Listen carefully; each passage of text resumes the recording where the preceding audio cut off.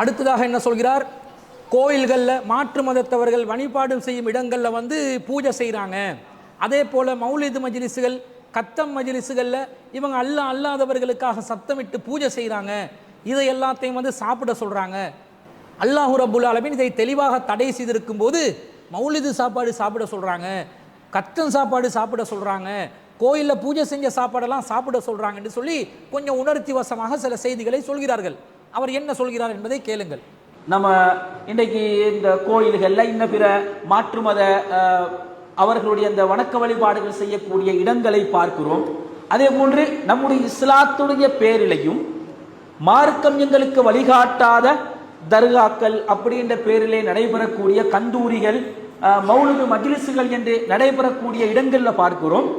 அல்லாஹ் அல்லாதவைகளுக்காக சப்தமிடப்படுகின்றது. அல்லாஹ் அல்லாத ஒரு தனி மனிதனுக்காகவும் அல்லது அல்லாஹ் அல்லாத வணங்கப்படுகின்ற கடவுள்களுக்காகவோ சப்தமிடப்பட்டு பூஜை செய்யப்பட்டு படையல் செய்யப்பட்டு ஒரு உணவு அங்கே அர்ப்பணிக்கப்படுவாக இருந்தால் அந்த உணவு மாமிச வகையை சார்ந்ததாக இருக்கலாம் அல்லது மாமிச வகையை சாராத தாவரங்கள் தானியங்களாக இருக்கலாம். எதுவாக இருந்தாலும் அந்த உணவுகள் உங்களுக்கு தடை செய்யப்பட்டது என்ற அடிப்படையை அல்லாஹ் ரப்புல் ஆலமீன் சொல்லித் தருகிறார். அன்பிற்குரிய சகோதரர்களே, இங்கே இப்போ மௌலிது சாப்பாடு கூடுமா, கத்தம் சாப்பாடு கூடுமா, கோயிலில் பூஜை செய்யப்பட்டது கூடுமா என்பதுதான் வாதமா, அல்லது அல்லாஹ் ஹராமாக்கிய அடிப்படை என்ன என்பது வாதமா? அல்லாஹ் ஹலாலாக்கிய அடிப்படை இதுதான் என்று ஒன்று முடிவு செய்துவிட்டால் அந்த முடிவிலிருந்து தான் கத்தம் சாப்பாடு கூடுமா, மௌலிது சாப்பாடு கூடுமா, கோயிலில் பூஜை செய்யப்பட்டது கூடுமா, எது கூடும் எது கூடாது என்பதை முடிவு செய்ய வேண்டும். இப்போ நாங்கள் எதில் வந்து நிற்கிறோம்? அல்லாஹ் எதை ஹராமாக்கினான்? இஹ்லால் என்ற வார்த்தையினூடாக அறுத்தல் சம்பந்தப்பட்டதை ஹராமாக்கினானா, பூஜை அல்லது சப்தம் என்ற பேரில் இவர்கள் சொல்கின்ற கருத்தில் உள்ளதை அல்லாஹ் ஹராமாக்கினானா என்பதுதானே சர்ச்சை. எது சர்ச்சை அடிப்படையான சர்ச்சையாக இருக்குதோ அந்த சர்ச்சையை தீர்க்கும் விதத்தில் அடிப்படையான வாதங்களை முன்வைக்க வேண்டுமே தவிர அதை தீர்க்காமல் துணை வாதங்களை கொண்டு வந்து நுழைச்சி அது பிரதான வாதம் போன்ற ஒரு தோற்றத்தை ஏற்படுத்தி காட்டுகிறார்கள். இது இவர்களுடைய வாதத்தில் இருக்கக்கூடிய அந்த குறைமதியை எடுத்து காட்டுகிறது. நாங்கள் என்ன சொல்கிறோம்? இந்த மௌலூது மீலாது சாப்பாடு கூடுமா கூடாது என்ற வாதம் வைக்கிறாரா இல்லையா? அவர்களுடைய வாதப்படியை பார்த்தால் சரி, இப்போ மௌலூது சாப்பாடு, மீலாது சாப்பாடு, கோயிலில் பூஜை செய்யக்கூடிய சாப்பாடு, இந்த சாப்பாடுகளை ஒருத்தர் சப்தமிடாமல் ஓதி தருகிறார், மனசால ஓதி தருகிறார். இப்போ சாப்பிடலாமா? இப்போ ஹலால் என்று ஆகிவிடுமா? நீங்கள் என்ன சொன்னீர்கள்? இஹ்லால் என்றால் சப்தமிடப்பட்டது, உயர்த்த குறையில் சப்தம் சொன்னால்தான் இஹ்லால் என்று தானே சொன்னீர்கள். ஒருத்தர் கோயிலில் பூஜை செய்கிறாரு. எப்படி பூஜை செய்கிறாரு? ஒரு ஊம சாமியார் பூஜை செய்கிறாரு. அவருக்கு வந்து கோயிலில் வந்து பூஜை செய்கிறதுக்கு சப்தமிட்டு பூஜை செய்கிறதுக்கு முடியலை. அவர் ஊம, ஆனால் சாமியாராக இருக்கிறார், பூசாரியாக இருக்கிறாரு, ஐயராக இருக்கிறாரு. என்ன செய்கிறாரு? மனசால் அந்த மந்திரங்களை சொல்கிறாரு, சொல்லிட்டு அந்த தட்டை உங்களுக்கு நீட்டுறாரு. உங்கள் வாதப்படி அது ஹலால் தானே? அவர் சப்தமிடவில்லையே. அல்லாஹ் அல்லாதவர்களுடைய பேரில் சப்தமிட்டு பூஜை செய்தால் தானே உங்களுடைய வாதப்படி ஹராம். அவர் சப்தமிடாமல் ஊமை ஐயராக ஊமை சாமியாராக இருக்கக்கூடிய ஒருவர் சப்தமிடாமல் பூஜை செய்து தருகிறார். உங்களுக்கு இப்போ ஹலாலா இல்லையா? உங்களோட வாதம் சப்தமிடுதல் தானே. சப்தமிடுதல் என்பது தான் இஹ்லாலுடைய கருத்து. இதே போல மௌலூது மஜ்லிஸ், ஒரு ஊமைகள் 5 பேர் சேர்ந்து ஊமைகளாக இருந்து இவங்க என்ன செய்கிறாங்க? அரபு வாசகங்களை பார்த்து மௌலூதை ஓதுறாங்க. சப்தமிடலை, மனசால தான் ஓதினாங்கன்னு வைங்க. அல்லது அவங்களுக்கு புரிகிற விதத்தில் ஒரு மௌலூதை ஓதி தர்றாங்க. இப்போ அதை சாப்பிடலாம், அவங்க வாதப்படி சாப்பிடலாம். ஏன்? சப்தமிடவில்லை.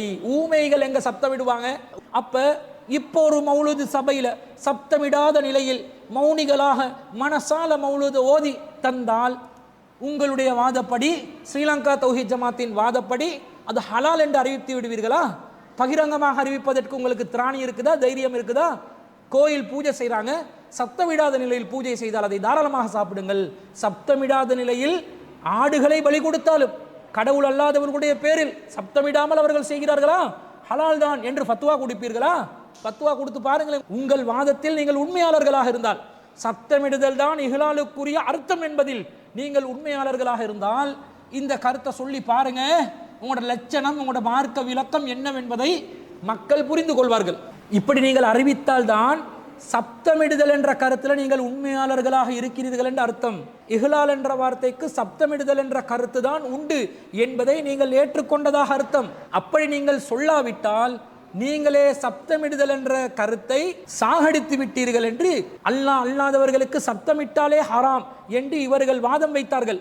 ஆனால் சப்தமிடாமல் மனதுக்குள் பூஜை செய்தால் ஹராம் ஆகாது என்று கூற மாட்டார்கள். சப்தமிட்டாலும் சப்தமிடாவிட்டாலும் அல்லாஹ் அல்லாதவர்கள்ட பேர்ல சொன்னா ஹராம் தான் என்று சொல்வார்கள். இப்ப முன்னுக்கு பின் முரணாக யார் இருக்கிறாங்க?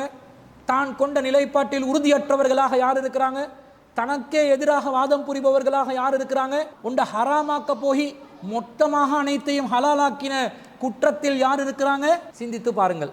அப்ப இவர்களுடைய வாதத்தில் இவர்கள் உண்மையாளர்களாக இல்லை. உண்மையாளர்களாக இருந்தால் சப்தமிடாமல் மௌலிது ஓதினால், சப்தமிடாமல் கத்தம் ஃபாத்தியா ஓதினால், சப்தமிடாமல் அல்லாஹ் அல்லாதவர்களுடைய பேர்ல பூஜை செய்யப்பட்டால் அது ஹலால் தான் என்று SLTJ பகிரங்கமாக அறிவிக்க வேண்டும். அறிவிக்க தயாரா அந்த திராணி இருக்குதா என்று நாங்கள் கேட்கிறோம். அப்ப இங்க வாதம் என்ன? வமா உஹில்ல லிகைரில்லாஹி பிஹி என்பது எதனை அடிப்படையாக வைத்து முடிவு செய்வது? இஹ்லால் என்பதன் கருத்து என்ன? அல்லாஹ் ஹராமாக்கியது அறுத்தலையா அறுத்தல் அல்லாததையா என்பதை வாதமாக வைத்து அதற்கான தீர்வை தேடணுமே தவிர அங்க இங்க போய் என்ன செய்யக்கூடாது, மக்களை திசை திருப்பி கொண்டு இருக்கக்கூடாது என்பதையும் இந்த இடத்திலே மேலதிகமாக பதிவு செய்து கொள்கிறோம்.